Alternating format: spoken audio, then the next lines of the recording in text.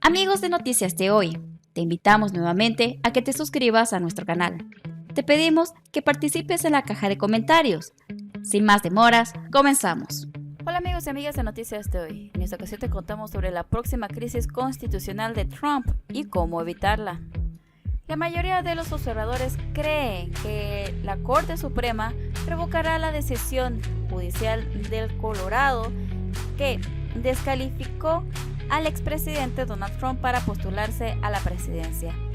El camino de menor resistencia parece ser dejar que los votantes decidan si Trump es apto para ocupar el cargo.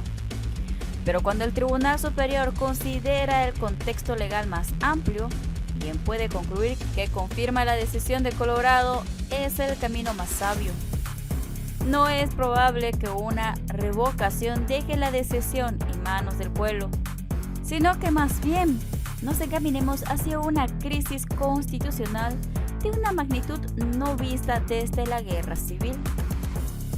La crisis legal que amenaza este ciclo electoral es el juicio penal pendiente de Donald Trump en Georgia por cargos de conspiración para interferir con las elecciones de 2020. Existe una posibilidad sustancial de condena, como lo muestran las declaraciones de culpabilidad de sus coacusados. Algunos de los casos contra Trump conllevan sentencias mínimas obligatorias de prisión. Para los oponentes de Trump, el significado del caso de Georgia radica en su abuso de poder. Por terrible que esto pueda ser, no es la fuente de la crisis constitucional. Los votantes son libres de favorecer a candidatos corruptos.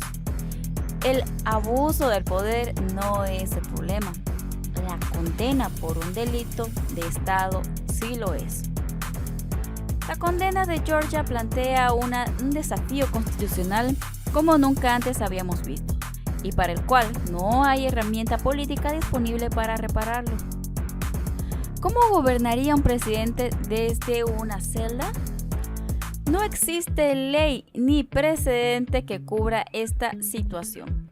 El paralelo más cercano podría ser la secesión de un estado, pero el gobierno federal no está dispuesto a invadir Georgia para liberar a Donald Trump de las consecuencias de una condena legal. Un principio central del derecho constitucional es que el derecho penal estatal generalmente corresponde únicamente al Estado decidir. La Corte Suprema no tiene poder para revocar una condena penal ordinaria cuando la ley estatal no entra en conflicto con la ley federal y se han cumplido las normas de debido proceso. No existe ningún principio legal de proteger al presidente del derecho penal estatal. Tiene que pagar sus impuestos y cumplir su condena. Trump sostiene que, por las acciones que tomó mientras era presidente, es absolutamente inmune al procesamiento federal y estatal. Es poco probable que este argumento tenga éxito. La Corte Suprema ha sostenido que un presidente tiene inmunidad frente a demandas civiles por sus actos oficiales, pero llegó a esa conclusión contrastando acciones civiles y penales, argumentando que el interés del gobierno en el procesamiento por un delito es mucho más importante que el interés de un particular en obtener una indemnización por daños y perjuicios. Se nos recuerda periódicamente que el presidente no es un rey. El presidente tampoco tiene el poder de indultar a nadie condenado por un delito penal estatal, incluido el mismo. No puede ordenar al Departamento de Justicia que abandone el caso, porque no es su caso. De hecho, ni siquiera el gobernador de Georgia tiene el poder de indultar a un Donald Trump condenado.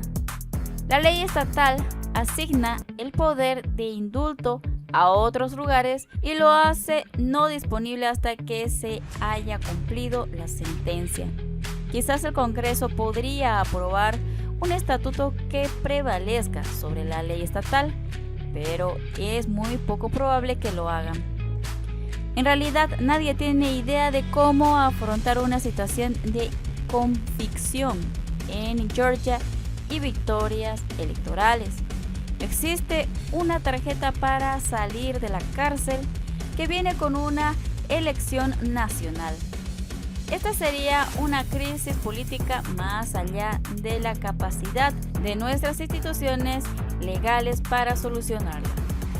La mejor respuesta a un problema irresolvible es evitarlo. La Corte Suprema actuó por resolver una crisis electoral que una vez antes amenazó con abrumar nuestras instituciones. En las elecciones del 2000 entre George W. Bush y Al Gore, el recuento de votos en Florida estaba literalmente demasiado igualado para calcularlo. Las instituciones políticas de Georgia podrían haber intentado actuar frente a este empate electoral, pero el hermano de Bush, Jeff, era el gobernador del estado. Una situación que probablemente no generaría confianza en el resultado. Incapaz de pedir una votación de repetición, la Corte Suprema otorgó legitimidad judicial al resultado inevitablemente contaminado de una elección fallida. La Corte sufrió una pérdida de prestigio, pero se recuperó rápidamente. Una decisión que confirma la Corte de Colorado, a diferencia de Bush versus Gore, ofrecería una interpretación muy plausible de la Constitución. Tampoco se podría acusar al tribunal de partidismo al llegar a este resultado. De hecho, si los jueces designados por Donald Trump fallaran en su contra, el prestigio del tribunal se dispararía. Puede que la nación no comprenda la amenaza que subraya tal decisión, pero la mayoría de los votantes agradecerían un regreso a la política ordinaria. El presidente Biden ya ha señalado que si Donald Trump no se postula, podría retirarse. Una nueva generación de líderes políticos podría disputar el cargo. El caso de Colorado puede ser la última y mejor oportunidad de prevenir el tsunami constitucional que se está gestando en Georgia. Independientemente de lo que crean los jueces sobre los méritos de la decisión de Colorado, más vale que tengamos en mente a Georgia. Eso es todo por ahora. No olvides dejar tu comentario y suscribirte. Hasta el próximo video.